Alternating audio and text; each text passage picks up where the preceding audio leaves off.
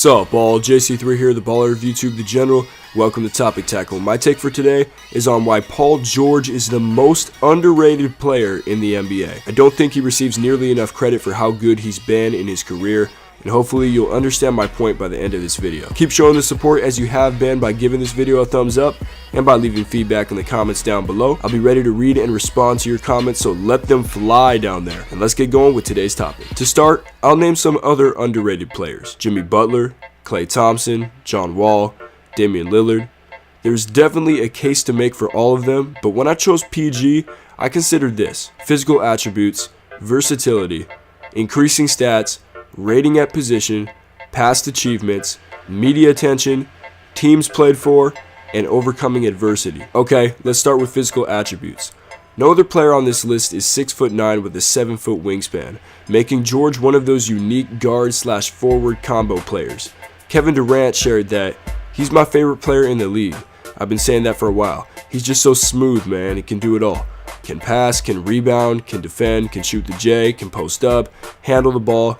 He's my favorite player." George's stats, like others on this list, have risen over the years, and while only John Wall averaged a double-double for the 2016-17 season, George was closest behind him with his 23.7 points per game and 6.6 rebounds. Here is something I find odd. How does an all-star that nearly averaged a double-double with the skill set and past achievements like making 2 consecutive conference finals not even get mentioned when it comes to the best small forwards in the league? LeBron, KD, Kawhi, Giannis, Gordon Hayward, Carmelo Anthony are all considered before one might even think of Paul George. Why? The answer is simple. The Indiana market that PG-13 just got traded from directly contributed to his underratedness, as the Pacers appeared on national TV only 11 times all of last season, compared to Golden State's 35 and Cleveland's 34. George's team was probably the worst compared to all the players on this list, and still, he led the Pacers to the 7th seed. Now, if you're passionate enough, you could try to poke holes in everything I just said, which I expect you to do in the comments, but here is one factor you can't deflate: major injury in the middle of his come up. Early in his career, only in his 3rd and 4th years as a pro,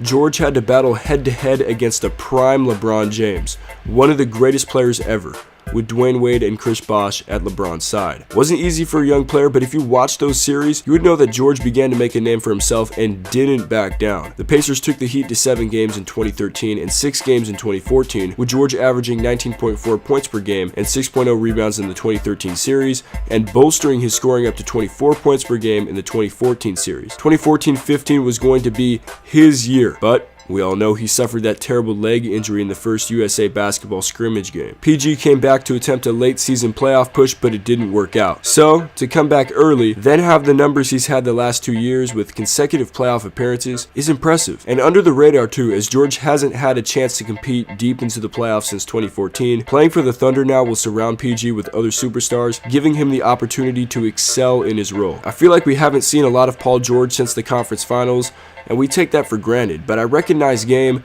and PG is a top 10 player in the league that doesn't get the credit for being able to pull off what he has to this point in his career. And one more thing, his shoes are incredibly underrated too. $110 for signature Nikes with Zoom technology. I tried them on and they're comfortable too. I've seen that they perform well on the court, and aesthetically, they're good. Just really solid underrated shoes like PG himself. So let me know what you think in the comments down below. Who is the most underrated player in the NBA and why? Remember to subscribe, like, and leave your feedback in the comments down below, and we'll be back with more Topic Tackle soon. JC3 out.